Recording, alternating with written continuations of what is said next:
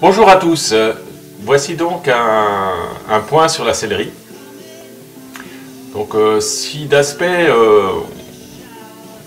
les sièges et la banquette arrière sont relativement bons au niveau aspect, il y avait quand même des choses qui me hérissaient le poil, comme ces trous au niveau des dosseraie.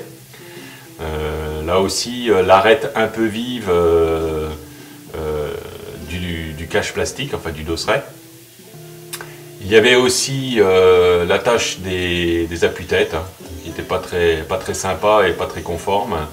Et puis ce grand jour aussi au niveau du repose-tête, qui était difficilement acceptable à mon niveau.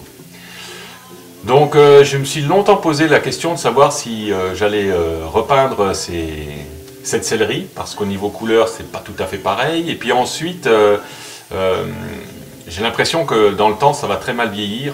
Dès qu'il y a quelque chose qui touche ce revêtement assez longtemps, ça fait une marque.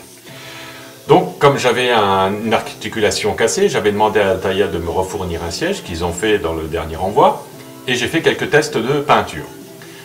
D'abord de la peinture acrylique pure, qui là avait relativement bien séché, mais ça a été un hasard parce que j'ai encore des éléments qui ne sont pas secs. Donc une crème acrylique. Le problème aussi, c'est que le choix des teintes n'est pas très grand. À noter là que le siège que je vous présente, le dosseraie, il y a 1 mois de séchage. Donc sur cette peinture acrylique, j'avais posé un vernis mat. Et regardez là, c'est l'horreur. Hein. Au bout d'1 mois, alors sur le coup ça avait séché, c'était même très mat. Je me dis ouais chouette, j'ai trouvé le truc. Et là au bout d'1 mois, regardez, ça file, ça colle, c'est une horreur. Donc là encore une voie qui se ferme, pas possible de le faire comme ça. Ensuite j'avais pris de la peinture Imbrol là sur la droite. Donc cette peinture là, non pas sur la gauche, sur la droite j'arrive. Voilà, sur la droite. Déjà la couleur est pas très conforme. Et alors ensuite au niveau séchage, toujours après 1 mois, je vous en cause pas, regardez, on en a encore plein les doigts, ça ne sèche pas. Donc voilà, j'en étais à peu près arrivé là. Ce que j'ai essayé de faire ensuite sur un autre morceau, je me dis tiens je vais acheter de l'après pour plastique. Et puis ensuite, ça là me permettra de peindre. Ah ben l'après pour plastique, idem, là c'est 1 mois de séchage à peu près. Et toujours le même résultat. Donc j'en suis venu à la conclusion que j'allais laisser les fauteuils comme ça, la sellerie comme ça, parce que je n'ai pas obtenu de résultats satisfaisants. Donc finalement voilà, j'en suis resté au bouchage des trous et à une repeinture. Alors à noter qu'on n'arrive jamais, enfin j'ai pas réussi à en obtenir même à plusieurs applications d'après, j'ai toujours un tout petit retrait. Bon là il faut avouer que le mode macro accentue les défauts de manière assez importante. Bon c'est pas parfait non plus, hein, faut pas se le cacher, mais même au niveau de la teinte, la différence est quand même un petit peu moindre. Là on est sur un éclairage artificiel. Bon c'est pas exactement la teinte des fauteuils, mais j'ai tendance à dire que c'est plus joli en vrai qu'au filmage.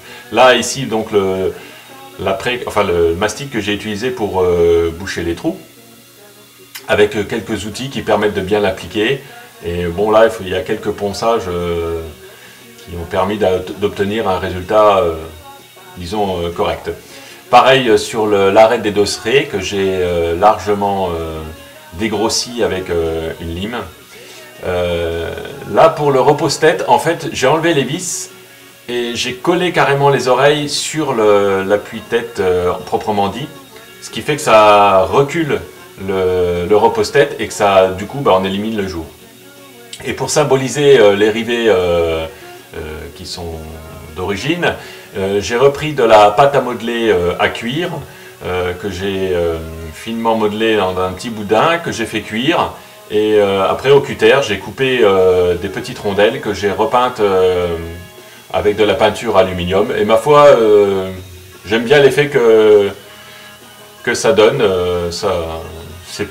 Ça me semble plus conforme à ce qu'on peut voir sur une vraie DS quand elle a ses accessoires montés.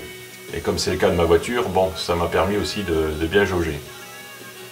Donc voilà un petit aspect avant-après. Mais j'avoue que je reste très inquiet sur le vieillissement de cette matière-là. Hein. J'avoue que là, je me demande comment tout ça va tenir dans le temps.